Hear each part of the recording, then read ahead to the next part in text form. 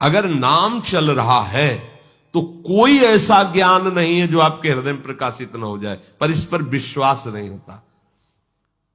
व्याकरण पढ़ करके बहुत अच्छे संस्कृत के लक्ष्यदार भाषण दिए जा सकते हैं, लेकिन सत्य सच्चिदानंद से चित्त जोड़ने पर बात बनेगी।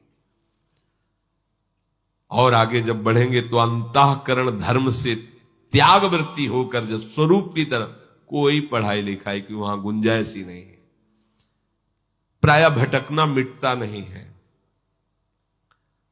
बड़ा अच्छा लगता है जब अपने आगे लिखे व्याकरणाचार्य या शास्त्री या मध्यमा जब आगे लिखे तो बहुत अच्छा लगता है। जब आगे लिखने के लिए कुछ है ही नहीं है तो फिर एक ही अच्छा लगता है, प्रियालाल के सिवा कोई नहीं। और ये बात समझ में आ गई तो सब आचार्यों का, सब महापुरुषों का मत आपको प्राप्त हो गया है। ये बात समझना कठिन होता है। जिन्होंने कभी स्कूल नहीं देखा, पढ़ने नहीं गए, ओ राम राम राम राम या एक ओम द्वि ओम तीन ओम ब्रह्म बोध संपन्न, उनकी वाणी और वेदांत के सूत्र मिला लो जाके, उनकी बोली हुई बात वेदांत में होगी, शास्त्रों में होगी, ढूंढ लो। क्यों? वो निरंतर नाम में रत है। बहुत ज्ञान, बहुत विद्या और संसार के ही भोगों में रति। क्या विद्या? विद्या पढ़ी कर तो फिरो औरन को अपमान, नारायण या विद्या नहीं, सब विद्या धूर समान। किस काम में आई? अनुस्मरित, एक भी क्षण व्यर्थ मत करो, सबका सार है भगवद स्मरण। श्यामा श्याम के चिंतन में डूबे हुए हैं। नाम चिंतन, मंत्र चिंतन, वाणी गायन, अंदर ही वाणी गायन चल शांत। तो बोले फिर क्या होगा, इसका परिणाम क्या होगा? फिर आपको कह रहे हैं जैसे योग मार्ग में होता है, शब्द कमलों का वर्णन आता है, जो इनको भेद करके वो फिर ब्रह्म को प्राप्त होता है। कुंडलनी जागरण, कई तरह की योगिक चमत्कारमयी वृत्तियां वर्णन योग ग्रंथों में आता है। हम आपको अनुभव की बात कहते हैं, वो भी किए हैं, क्योंकि संन्यास मार्ग में चले तो नैष्ठिक ब्रह्मचर्य के समय था प्राणायाम, पद्मासन, संयम, नियम, जो जैसे गुरु कृपा से नाम में इतनी सामर्थ्य, बिना किसी प्राणायाम और पद्मासन लगाए अपने आप आपके जो चाहिए वो प्राप्त हो जाएगा। सप्त कमलों का भेदन, कुंडली का जागरण, सुषुम्ना नाड़ी का खुल जाना, ब्रह्मरंध्र से चिंतन होने लगना। आप जब अच्छे से भजन करोगे तो आप देखोगे यहां हल्का सा दर्द शुरू हो जाता है। ये आज्ञा चक्र कुतकुताहट से मीठी मीठी दर्द। जब आप अच्छे साधक होगे तो, अगर आपका ब्रह्मचर्य ठीक नहीं तो ये सब कहानी है, ये फिर केवल कथा सुन लो। अगर आप ब्रह्मचारी हैं, संयमी हैं और आप नाम जापक हैं तो आप देखना हल्का सा यहां आज्ञा चक्र में एक मीठा मीठा दर्द। वो ऐसा नहीं कि दुखद हो, पर वो एक ऐसा है, यहां एक वो शब्द नहीं। जब यहां शुरू होगा तो आपकी दृष्टि जो है वो एकाग्र होने लगेगी, नासाग्र, बिना नासाग्र किए वैसा भार पड़ता है आनंद का कि वो नेत्र अपने आप ऐसे अर्धनिमीलित नेत्र होने लगते हैं। और फिर मंत्र यही ऐसे जैसे ऐसे प्रकाशित होता रहता है, बार बार बार बार।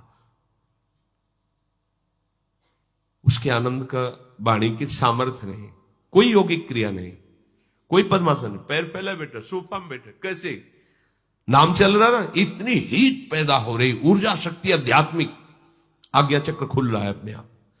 ये जो सप्त चक्रों का भेदन है, बिना किसी प्रयास, हम ये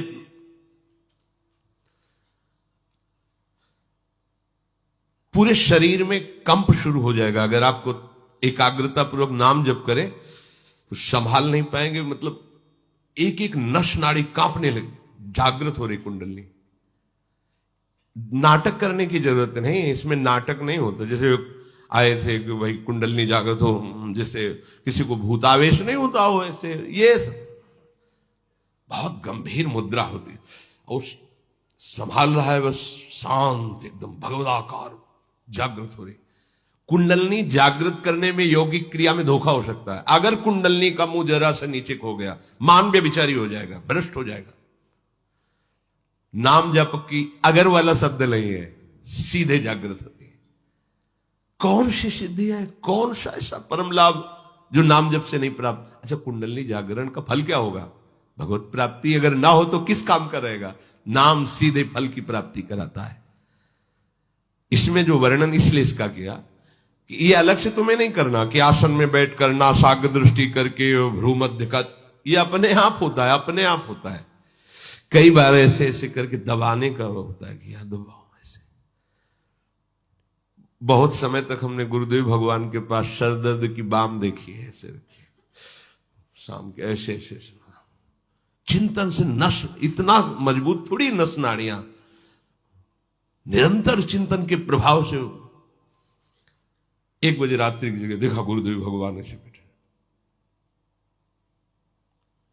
कब सोते हैं, कब यमुना जी से हमारे तो सुबह देखा थोड़ा लेटे हैं, कभी प्राणायाम ये सब, कहीं वहां प्रश्न ही नहीं। हर समय सब जागृत हो जाएगा, सब। जब आग लगेगी तो कुछ नहीं बचेगा, सब भस्म हो जाएगा। ये नामाग्नि ज्यों ही प्रकट होगी, सब काम क्रोध सब भस्म, सब यंत्र खुल जाएंगे, सब सिद्धियां आ जाएंगी। विश्वास करो, अलग अलग से एक एक ठीक करने की जरूरत नहीं, सब जागृत हो जाएंगे। भक्ति युक्त उपासक अंत समय में अचल मन से और योग बल के द्वारा भ्रकुटी के मध्य में प्राणों को अच्छी तरह से प्रविष्ट करके शरीर छोड़ता है, तो उससे परम दिव्य पुरुष की ही प्राप्ति होती है। योग बलेन, योग से अगर आपको लगता हो कि अष्टांग योग का भगवान इशारा कर रहे हैं, मान लीजिए आप, लेकिन हमारा इशारा अलग जा रहा है भगवान के ही वचन से। योग भगवान कराते हैं, अष्टांग योग में हम करते हैं, आसन प्राणायाम प्रत्याहार ध्यान धारणा समाधि, और भक्त का योग भगवान कराते हैं। तेषाम शतत युक्ता नाम भजताम प्रीति पूर्वकम ददामि बुद्धि योगम तम, ददामि मैं देता हूं उसे, योग बल मैं प्रदान कर, महायोगी श्री कृष्ण है। बुद्धि योगम तम ये नमाम उपयांति, मैं उसे योग, ये है निर्भय योग। सच्ची अगर कभी योग के मार्ग में कदम रखें अष्टांग योग में, तो पहला सूत्र याद कर लीजिए, अगर ब्रह्मचर्य नहीं तो आग से खेलना होगा। पद्मासनों में बैठा प्राणायाम करना और कहीं कुंडलनी आज जागृत की वृत्ति और ब्रह्मचर्य क्षीण, तो आगे चलकर ऐसे भयानक रोगों से ग्रसित हो जाओगे जो आपका जीवन जीना मुश्किल हो जाएगा। ये हम बड़े बड़े योगियों से गंगा किनारे मिले, बहुत ऐसे काहे को झंझट में फंसे। अरे राधा राधा राधा राधा राधा राधा, भाव कुभाव अनख आलसहु, नाम जपत मंगल दिशि दसहु। पर वो अहम को इसमें पुष्टता नहीं मिलती ना, उसमें मिलती है 4 घंटे पद्मासन में बैठता हूं, ये मैंने ये जागृत किया, मैंने वो जागृत किया, तो है सब देह है के अंदर ना, स्वरूपगत थोड़ी बोल रहे हो, तो अहम धर्म से ही तो है ना, अभी बात नहीं बनी। असम प्रज्ञात विचक्षणा समाधि में पहुंचा हुआ ही ये सब त्याग कर, और ये समाधि प्रेम समाधि के आगे लघु है, और प्रेम समाधि के लिए पद्मासन की जरूरत नहीं है, राधा राधा की जरूरत है। राधा राधा राधा। उद्धव समस्त योगों की ज्ञाता है, पर प्रेम योग का ज्ञान नहीं है। जब गोपी जनों से मिलते हैं तो कहते हैं तुम हमें योग सिखाने आए हो, भी तुम कुछ नहीं समझते कि योग किसको कहते हैं। जब गोपी गुरु बोली तो उद्धव शिष्य घुटने टेक दिए कि अभी तुम खुद नहीं समझे कि किसको योग कहते हैं। अभी योग क्या जानते हो? तुम श्री कृष्ण के समीप हो तो तुम अपने को योगी समझते हो। देख यार, रोम रोम में श्री कृष्ण समाया हुआ है। वो दशा देखी कि लोट पड़े चरणों में। प्रेम योगी से बड़ा कोई योग नहीं होता, और ये प्रेम किसी साधन से नहीं मिलता, ये केवल नाम। प्रेम मूल यह नाम है। प्रेम का मूल क्या है? नाम है। प्रेमी रसिक जपत यह नाम, प्रेम मगन निज बन विश्राम श्री हरिवंश जहां राय। प्रेम प्रवाह परै मन सोई तब क्यों लोक वेद सुधि होई। जब हरिवंश कृपा करी अब व्रत संयम तब कौन कराए। प्रेम प्रवाह में बहता हुआ मन युगल सरकार की दिव्य लीलाओं में आप कौन